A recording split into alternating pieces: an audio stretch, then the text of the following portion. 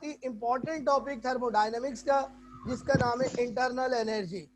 तो बच्चों पहले मैं आपको नोट पैड पे पढ़ाऊंगा, मतलब अब स्क्रीन शेयर करूंगा, फिर मैं बोर्ड पे जाऊंगा। ओके लाइबा, थैंक यू बेटा। ओके चलें बेटा, स्टार्ट करते हैं आज का lecture, internal energy. Audio mute.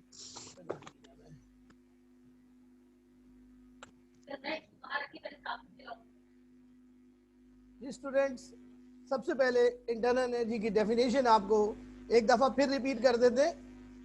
तो डेफिनेशन सुन लीजिए। Internal energy also called intrinsic energy. Intrinsic energy is the sum of all the kinetic and potential energy of all particles, atom, molecules or ions comprising a system denoted by E or U। बच्चों बहुत ही simple सी definition है, मैंने आपको बताया था total energy content of all components of a system is called internal energy. यानी एक system के जितने भी कंपोनेंट्स हैं, जितने भी पार्टिकल्स हैं, उन तमाम पार्टिकल्स की टोटल एनर्जी को इंटरनल एनर्जी कहते हैं। और बच्चों किसी भी बॉडी के अंदर पार्टिकल्स जो होते हैं उसमें दो तरह की एनर्जी होती है, काइनेटिक एनर्जी और पोटेंशियल एनर्जी। काइनेटिक एनर्जी क्यों होती है बच्चों? काइनेटिक एनर्जी पार्टिकल्स में पार्टिकल्स की हरकत की वजह से होती है, और पोटेंशियल एनर्जी पार्टिकल्स में उनकी पोजीशन की वजह से होती है। इन दोनों एनर्जी का सम, यानी दोनों एनर्जी का मजमुआ, पोटेंशियल एनर्जी काइनेटिक एनर्जी का मजमुआ इंटरनल एनर्जी कहलाता है। इसको हम ईटी भी बोल सकते हैं, ई टोटल। बच्चों इंटरनल एनर्जी का सिंबल हमारे यहाँ केमिस्ट्री में ई है, लेकिन फिजिक्स में इसका सिंबल यू है, जो आप सेकेंड ईयर में पढ़ेंगे। तो फिजिक्स वाले आपको पता है हमेशा से अलग अपनी चीज बनाते हैं। तो स्टूडेंट्स ये तो फिर थोड़ी सी चीजें हैं इधर उधर की, जो काम की चीज है वो ये है, वो गौर से सुनिए आप। Internal energy is a state function. Internal energy is a state function, मतलब internal energy depends on initial and final states. यानी इंटरनल एनर्जी की जो वैल्यू है वो पाथ पर डिपेंड नहीं करती, यानी पाथ फंक्शन नहीं है, स्टेट फंक्शन है, स्टेट वेरिएबल है। यानी इसकी वैल्यू से डिपेंड करती है कि इनिशियल स्टेट में एनर्जी की। उमैमा साहिबा, ये मैं आपको ब्लॉक करता हूं, मैं आपका नाम भी लिखा दिया हूं, प्लीज इनका नाम लिखें, इनको कांटेक्ट करें अभी इनके पेरेंट्स से। इनको लाइनें खींचने का बहुत शौक है जी। जी इनका फोन करें इनको अभी, ये दोबारा से सुने।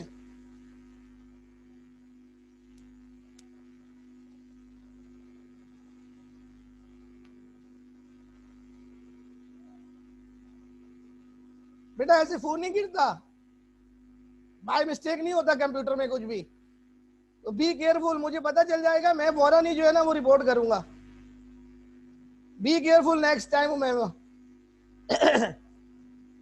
मतलब अगर आपका दिल नहीं है पढ़ने में, बेहतर है कि ऑफ करें, यूट्यूब पे ऊपर कोई अच्छा सा ड्रामा देखें।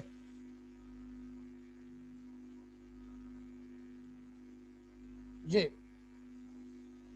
दोबारा से कंटिन्यू करते हैं, डिस्टरबेंस करते हैं, क्या करें फिर, लॉक कर देते हैं इनको।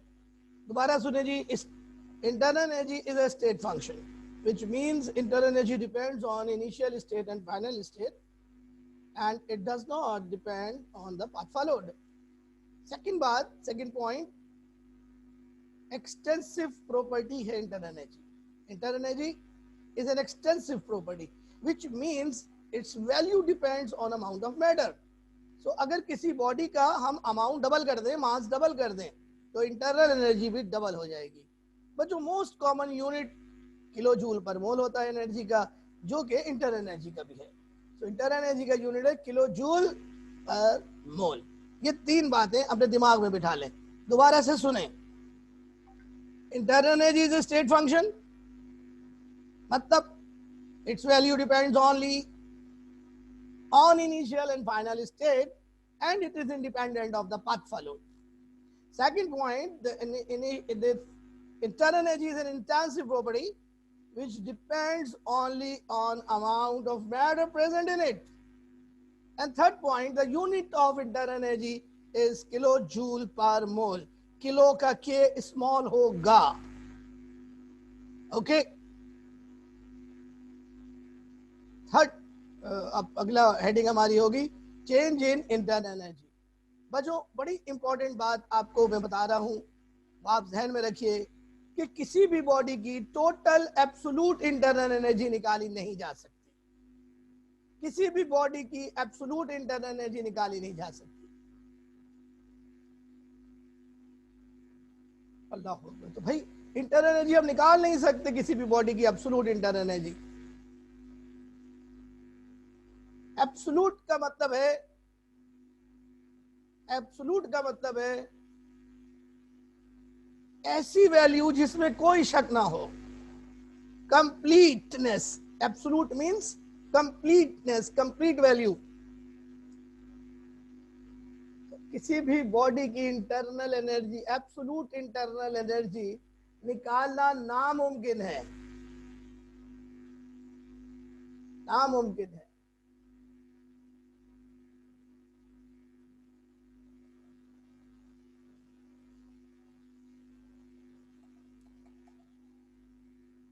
कुछ बच्चे आए, मैं उनको ऐड कर रहा हूँ, 1 मिनट जरा सा वेट कीजिएगा.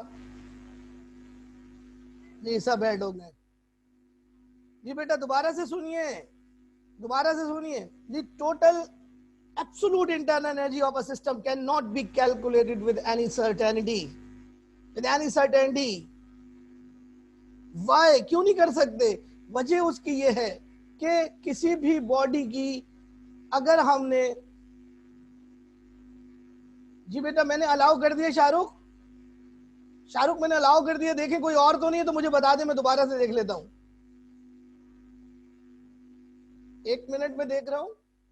शाहरुख कोई नहीं है बेटा वेटिंग रूम में. शाहरुख ओके, कोई नहीं है. ओके बेटा ओके. तो दोबारा स्टार्ट करते हैं स्टूडेंट. 1 मिनट जरा दोबारा से सुन ले प्लीज प्लीज. बहुत इंपॉर्टेंट बात है ये बात अगर नहीं नहीं समझोगे तो आगे फर्स्ट लॉ समझ में नहीं आएगा, फिर आगे भी समझ में नहीं आएगा. Essence law. Change in internal energy का हमारा हेडिंग है. प्यारे बच्चों, किसी भी बॉडी की एब्सोल्यूट इंटरनल एनर्जी मालूम नहीं की जा सकती, पूरे यकीन के साथ मालूम नहीं की जा सकती. क्या वजह है उसकी? उसकी वजह यह है कि अगर हमने इंटरनल एनर्जी किसी भी बॉडी की निकालनी है तो हमें उस बॉडी की तमाम पार्टिकल्स की काइनेटिक एनर्जी और पोटेंशियल एनर्जी निकालनी पड़ेगी, जो कि नामुमकिन है. क्योंकि किसी भी बॉडी में कितने पार्टिकल्स हैं वो किसी को भी मालूम नहीं है. हम कुछ जानते हैं कि 1 मोल में एवोगैड्रो नंबर पार्टिकल्स होते हैं. अगर 100 मोल हुए, 200 मोल हुए या करोड़ों मोल हुए तो हम कैसे पार्टिकल्स की कैलकुलेट करेंगे? तो पार्टिकल्स की कैलकुलेशन मुमकिन नहीं है. पार्टिकल्स की कैलकुलेशन मुमकिन नहीं है कि टोटल पार्टिकल्स कितने हैं. तो जब पार्टिकल्स ही नहीं मालूम होंगे तो उनकी काइनेटिक एनर्जी और पोटेंशियल एनर्जी कैसे मालूम होगी? इसलिए हम एब्सोल्यूट इंटरनल एनर्जी नहीं निकाल सकते. लेकिन बच्चों, we can find out the change in internal energy, the difference in the internal energy by comparing the internal energy in final and initial state. That is, the change in internal energy is equal to E2 minus E1. E2 minus E1. लेकिन बच्चों बहुत ही important बात, बहुत ही important बात, E2 हमें मालूम है क्या? E2 भी हमें नहीं पता और E1 भी हमें नहीं पता. तो फिर कैसे निकालोगे? ना E2 पता ना E1 पता.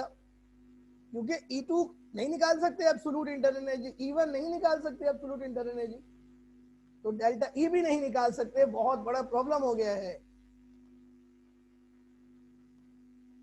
ओहो. तो आइए अब आप बोर्ड के ऊपर आइए प्लीज. अब बोर्ड पे चलेंगे. आप बात समझ में आ रही है कुछ? अब बोर्ड पे चलेंगे. बोर्ड पे देखो आगे.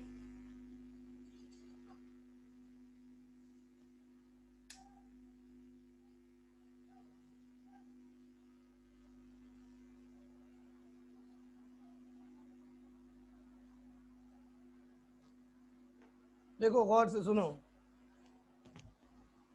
इंटरनल एनर्जी किसके बराबर है?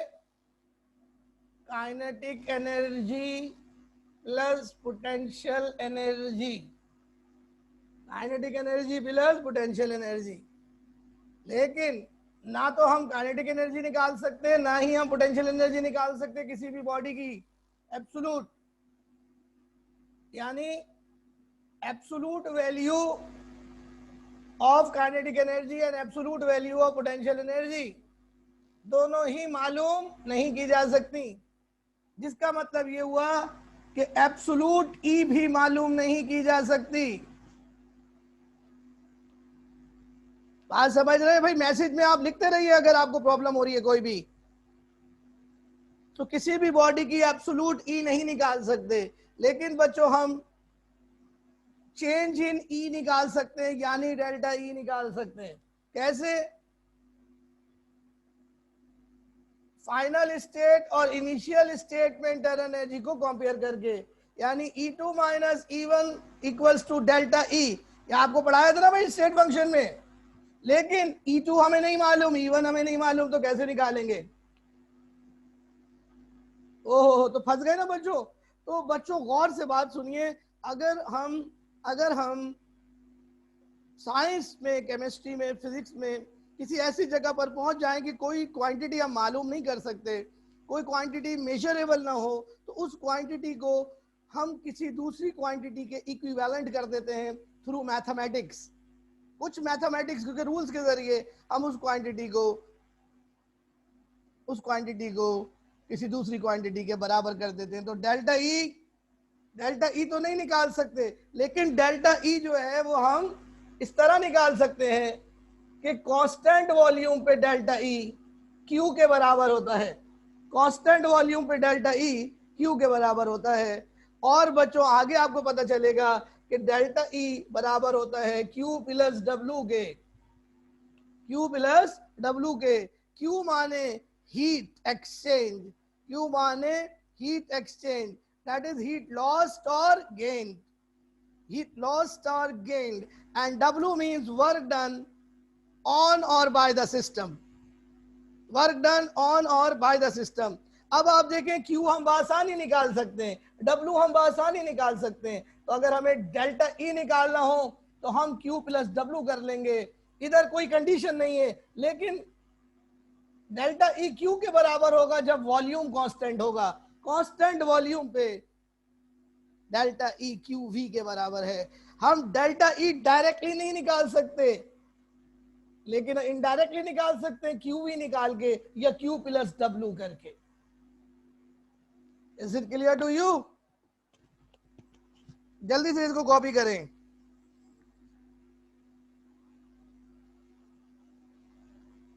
और कोई क्वेश्चन है तो आप कर सकते हैं।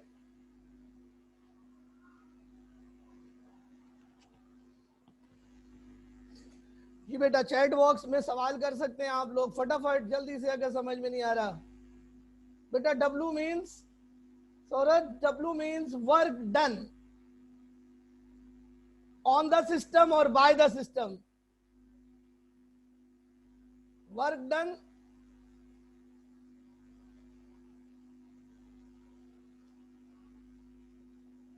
डेल्टा V बराबर है क्यू वी के या क्यू प्लस डब्ल्यू के। निमरा क्यू प्लस डब्ल्यू है, क्यू डब्ल्यू नहीं है, क्यू प्लस डब्ल्यू। जी बेटा Mohiddin, internal energy macroscopic property है।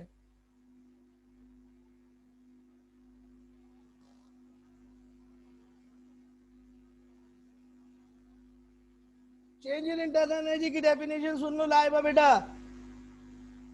The difference in internal energy in final state and initial state is called change in internal energy.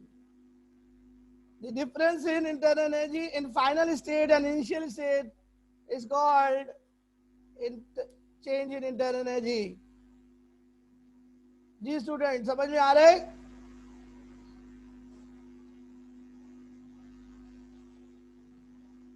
बेटा internal energy चूंकि मोल पर depend करती है, अमाउंट पर डिपेंड करती है, इसलिए मोल आ रहा है।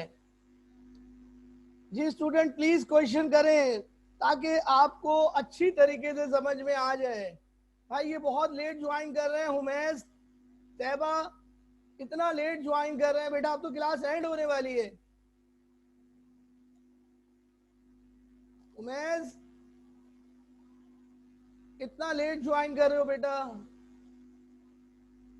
ओके जी, तो अब मैं दोबारा आपके साथ स्क्रीन शेयर कर रहा हूं। Just look at the screen and what is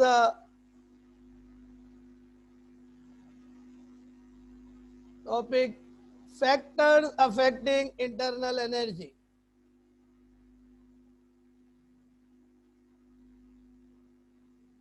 factors affecting internal energy. बच्चों इंटरनल एनर्जी 5 फैक्टर्स पे डिपेंड करती है। First factor is chemical identity. Chemical identity मतलब हर सब्सटेंस की, हर बॉडी की अपनी इंटरनल एनर्जी होती है। तो अगर हम एक बॉडी की इंटरनल एनर्जी देखें तो उसकी अलग होगी, दूसरी बॉडी की अलग होगी, यानी केमिकल कॉम्पोजिशन अलग हो जाएगी तो इंटरनल एनर्जी भी अलग हो जाएगी। दूसरा पॉइंट फिजिकल स्टेट। बच्चों इंटरनल एनर्जी फिजिकल स्टेट पे डिपेंड करती है, यानी सॉलिड लिक्विड गैस। बच्चों गैस की इंटरनल एनर्जी ज्यादा होती है बनिस्बत लिक्विड के, और लिक्विड की ज्यादा होती है बनिस्बत सॉलिड के।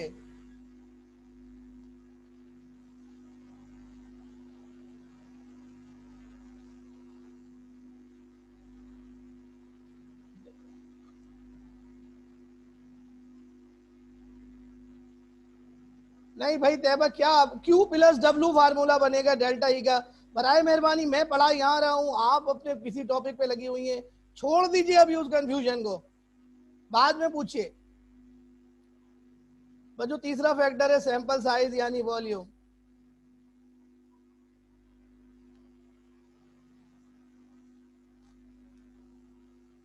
क्योंकि गैस के अंदर जो है वो पार्टिकल्स की काइनेटिक एनर्जी ज्यादा होती है, तो सबसे ज्यादा फिजिकल स्टेट अगर चेंज कर देंगे तो काइनेटिक, तो इंटरनल एनर्जी चेंज हो जाएगी। सैंपल साइज यानी वॉल्यूम, जितना वॉल्यूम ज्यादा होगा अमाउंट ऑफ मैटर ज्यादा होगा, काइनेटिक एनर्जी ज्यादा होगी। टेम्परेचर, बच्चों टेम्परेचर बढ़ाएंगे इंटरनल एनर्जी बढ़ जाएगी, टेम्परेचर घटाएंगे इंटरनल एनर्जी घट जाएगी। सो temperature is a measure of, sorry internal energy is a measure of temperature. और आखिरी फैक्टर है प्रेशर। तो बच्चों प्रेशर अगर बढ़ेगा इंटरनल एनर्जी बढ़ेगी, डायरेक्ट रिलेशन है। तो ये 5 फैक्टर्स हैं जिनको आपने याद रखना है बच्चों। ये 5 फैक्टर्स के ऊपर इंटरनल एनर्जी डिपेंड करती है। भाई अरीशा ये अब आप आ रही हो, मैं क्या करूं आपको, मतलब यार हम खालिद अब आ रहे हैं, अब तो क्लास एंड होने वाली है बेटा, 10 मिनट्स तो रह गए। आप कल से मैं नहीं बिठाऊंगा अगर आप लोग लेट आएंगे तो।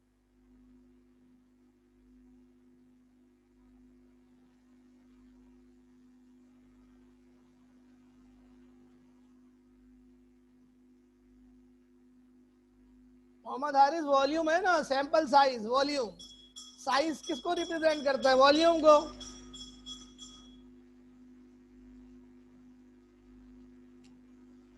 ओके स्टूडेंट, नाउ हम फिर बोर्ड पे जा रहे हैं, आप ये नोट करें अपने पास, हम फिर बोर्ड पे जा रहे हैं। जी बेटा इन सब का डायरेक्ट रिलेशन है।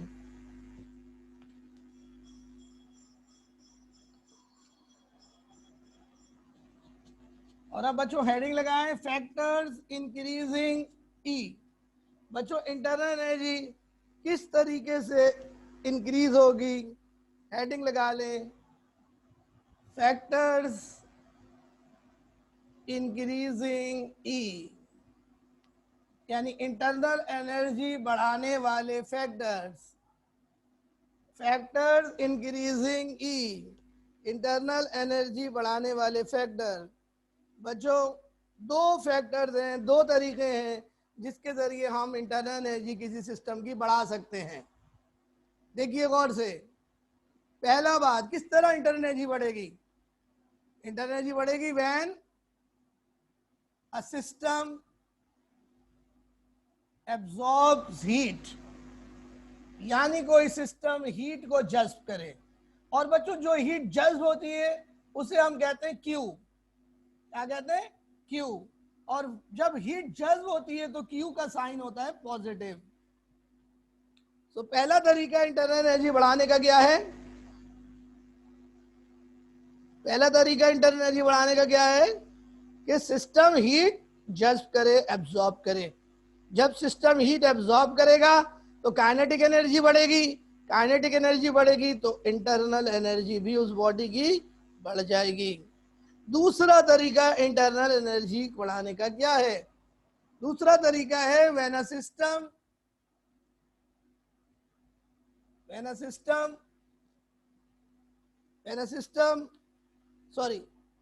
when work is done on the system, when work is done on the system, on the system ध्यान में रखिए, W का सिंबल होता है, सॉरी वर्क डन का सिंबल होता है W, और ऑन द सिस्टम का मतलब है कि W का साइन पॉजिटिव होगा। ऑन द सिस्टम के लिए W पॉजिटिव होगा। Is it clear?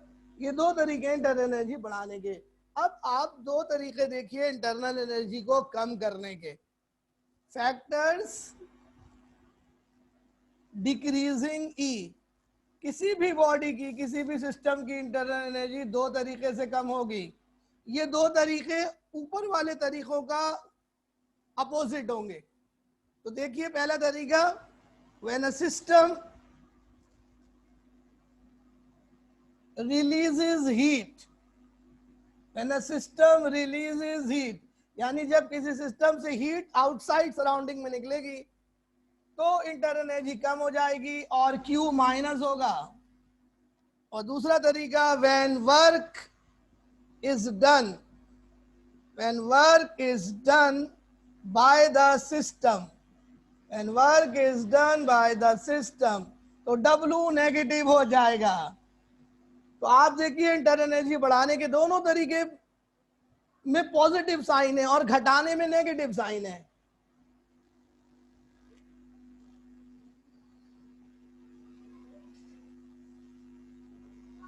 बेटे मोहिउद्दीन, वो तो 5 फैक्टर थे ना, उन पे डिपेंड करती है। हाँ उनसे भी बढ़ेंगे, लेकिन असल फैक्टर्स ये दो हैं, Q और W। बात समझ गए बेटा?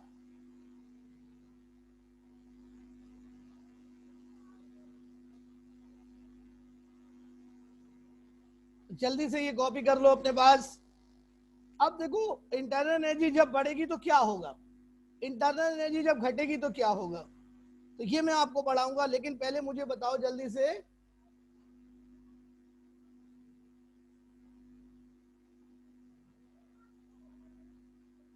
मुझे बताओ बेटा कि इंटरनल एनर्जी बढ़ेगी तो क्या होगा। मरियम जमाल, फैक्टर डिक्रीजिंग ई जो है वो होगा जब work is done by the system, यानी सिस्टम वर्क करेगा। जब सिस्टम वर्क करेगा जाहिर सी बात है उसकी एनर्जी कम होगी।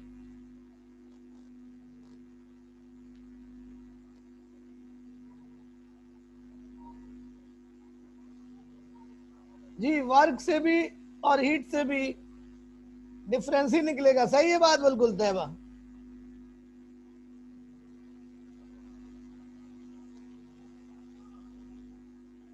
इंटरनल एनर्जी बढ़ेगी तो एक्सटर्नल एनर्जी कम हो जाएगी। मेरे भाई एक्सटर्नल एनर्जी क्या चीज होती है? कुछ भी नहीं होता। ये लाइबा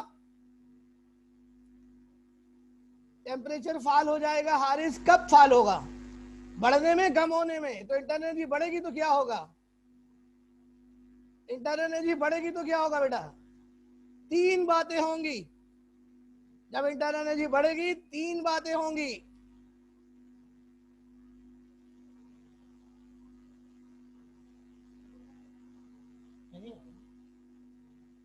तीन बातें होंगी जब इंटरनल एनर्जी इंक्रीज होगी मेरे भाई। कौन कौन सी होंगी ये मैं आपको बोर्ड पे बताता हूं। जल्दी से आइए बोर्ड पर। तीन बातें होंगी, तीन बातें। कौन कौन सी? देखिए इधर, मैंने आपसे कहा था बहुत ही इंपॉर्टेंट और बहुत ही जबरदस्त लेक्चर है आज का। Consequences, consequences of increasing E, internal energy बढ़ने के नताइज। तीन बातें होंगी, 1, 2 एंड 3। कितनी बातें होंगी? तीन बातें होंगी। क्या बात होगी जब इंटरनल एनर्जी बढ़ेगी? इंटरनल एनर्जी बढ़ेगी तो टेम्परेचर बढ़ेगा, इंक्रीज इन टेम्परेचर होगा, इंक्रीज इन टेम्परेचर होगा, टेम्परेचर बढ़ेगा क्योंकि internal energy is a measure of temperature. Temperature बढ़ेगा, इंटरनल एनर्जी बढ़ेगी। तो जब टेम्परेचर बढ़ेगा तो क्या होगा? टेम्परेचर बढ़ेगा तो क्या होगा? टेम्परेचर बढ़ेगा तो फेज चेंज होगा। क्या होगा? फेज चेंज होगा। फेज चेंज का क्या मतलब है? स्टेट चेंज हो जाएगी। सॉलिड है तो लिक्विड बन जाएगा, लिक्विड है तो गैस बन जाएगा। इसको मैं कहता हूं पॉजिटिव स्टेट चेंज। और तीसरी बात, अब स्टेट चेंज भी हो गई, गैस बन गई हर चीज, फिर क्या होगा बच्चों? फिर start a chemical reaction. Chemical reaction start हो जाएगा। जो भी चीज होगी, जो भी पार्टिकल्स होंगे, उनके दरमियान केमिकल रिएक्शन शुरू हो जाएगा। सो तीन बातें होती हैं इंटरनल एनर्जी बढ़ाने से। तीन बातें होती हैं इंटरनल एनर्जी बढ़ाने से, increase in temperature, phase change and start a reaction. इसके बरखिलाफ टेम्परेचर घटाने से क्या होगा? Decreasing, sorry, consequences of decreasing E, internal energy कम करने से क्या होगा? भाई तीन बातें होंगी, जो ऊपर हुई हैं उसका उलट होंगी। तीन बातें होंगी, क्या होगा? डिक्रीज इन टेम्परेचर होगा, फॉल इन टेम्परेचर हो जाएगा, टेम्परेचर गिर जाएगा। टेम्परेचर गिरेगा तो क्या होगा? फिर भाई वो बात, फेज चेंज होगा। फेज चेंज होने का मतलब है क्या होगा? गैस है तो लिक्विड बन जाएगा, लिक्विड है तो सॉलिड बन जाएगा। इससे मैं कहता हूं नेगेटिव स्टेट चेंज। और तीसरी बात बच्चों, जब टेम्परेचर गिरेगा तो रिएक्शन तो कभी स्टार्ट नहीं हो सकता। So rarely start a reaction. Solid form में, लिक्विड फॉर्म में रिएक्शन स्टार्ट नहीं हो सकता भाई, गैस फॉर्म में रिएक्शन यूजुअली स्टार्ट होते हैं। तो ये तीन बातें होंगी इंटरनल एनर्जी कम करने से। तो बच्चों यहीं पर हमारी इंटरनल एनर्जी का टॉपिक खत्म हो गया। सो प्लीज पूछिए अगर कोई बात आपने पूछनी है। जी, जब Q पॉजिटिव होगा तो यकीनी तौर पर एंडोथर्मिक रिएक्शन होगा, और Q नेगेटिव होगा तो एक्सोथर्मिक रिएक्शन होगा। जी students, any question please ask. Internal energy खत्म हो गई बच्चों यहाँ पर। तो कल हम लोग, जी कौन है? Mohiuddin, yes Mohiuddin, ask question. Yes you can ask the question, मैंने अनम्यूट कर दिया आपको। रेयरली का मतलब कभी कभी हो सकता है, यानी शाज़ो नादिर हो सकता है। Yes Mohiuddin, ask question Mohiuddin. मैंने आपको अनम्यूट कर दिया है, आप क्वेश्चन पूछें मोहिउद्दीन।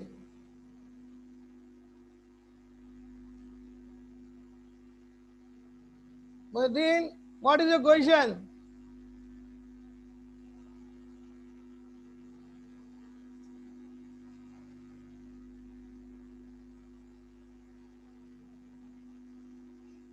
बेटा एंथैल्पी जो है वो कांस्टेंट प्रेशर पर इसलिए होती है क्योंकि वो प्रेशर पर डिपेंड करती है।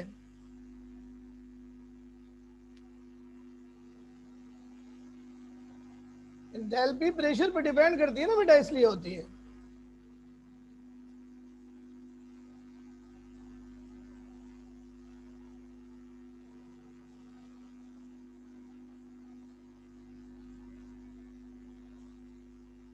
निम्रा, ये आपका जो सवाल है मुझे बिल्कुल समझ में नहीं आया, आप क्या कहना चाह रही है?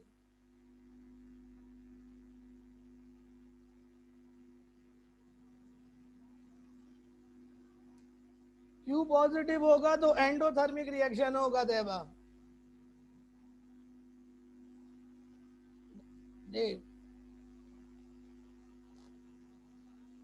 जी बेटा बिल्कुल सही है निम्रा, ठीक बात है। Sum of kinetic energy and potential energy internal energy होती है, जिसको इंट्रिंसिक एनर्जी भी कहते हैं।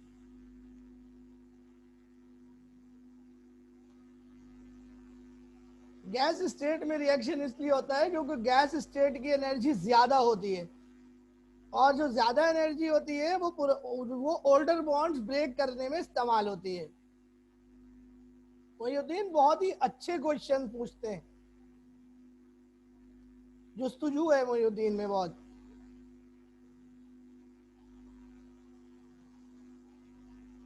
जी बेटा, any question please please ask,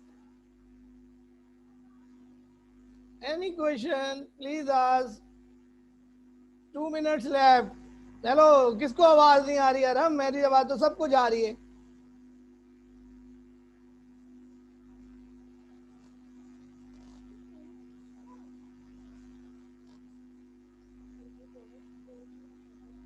नहीं, लाइव हीट एक्सचेंज जो होता है वो क्यू के बराबर होता है, हीट एक्सचेंज।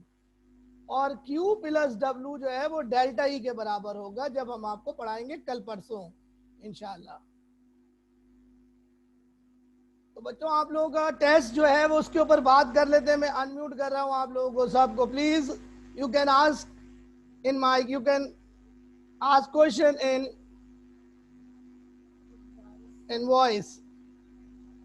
जी आरिज, इंशाल्लाह किस पे कह रहे हो? आरिज, इंशाल्लाह किस पे कह रहे हो बेटा?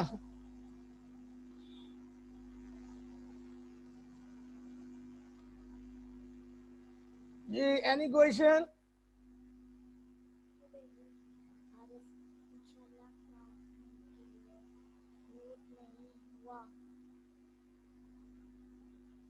जी आप आवाज भेजें, आवाज आपकी वॉइस आ रही है मुझे, आप भेजें कि आप सवाल कर रही हैं।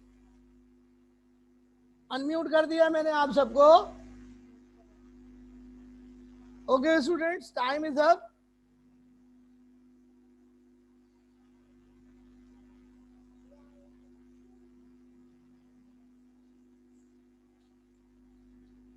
क्योंकि बेटा उसके पार्टिकल्स हरकत कर रहे होते हैं। न्यूमेरिकल जो है वो 5 या 6 न्यूमेरिकल्स आएंगे एक ही न्यूमेरिकल में सुमन,